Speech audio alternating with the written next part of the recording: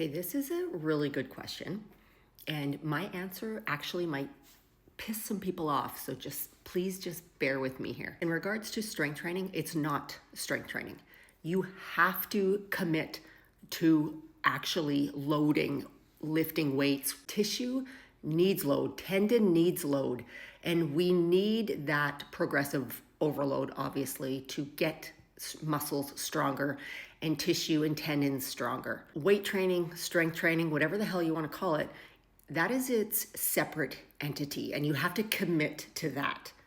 Now, when it comes to cardio, this is where I think people are going to get a little choked with my answer. In regards to walking, depending on the conditioning level of the individual, yes, for some people, walking is going to get that heart rate up high enough where there is some adaptation, where there's some change. For many people in the general fitness population who already consistently train, walking is most likely not cardio. It's not taking that heart rate up to an intensity where they are creating change. And by change, I mean what's happening with the heart or the left ventricle or the pliability of arteries. Like, what is happening on the inside of the body that we are creating adaptation? We are adapting from that cardiovascular conditioning. Some people might say, well, hey, that raises my heart rate. If I stick a vest on, it raises my heart rate. Okay, does it? What trails or what are you walking on that's going to get that heart rate up to that level of intensity that we want to get to?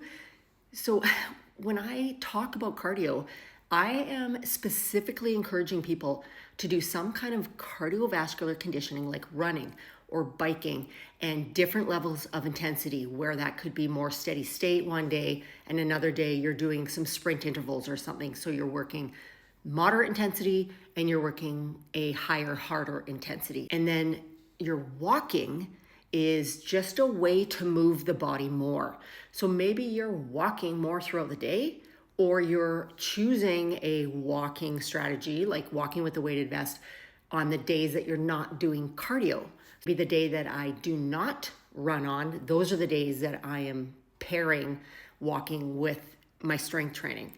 I'm not walking to improve my cardiovascular fitness. It really comes down to the context of it. So what is your level of conditioning?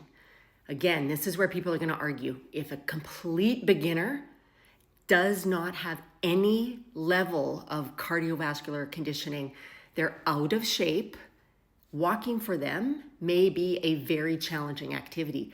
But the general fitness population who is consistent with training, walking isn't it. Walking is moving your body more through the day, but then you're committing to some other form of cardiovascular conditioning. There will be people that disagree with me. They're going to say, it's okay, just walk.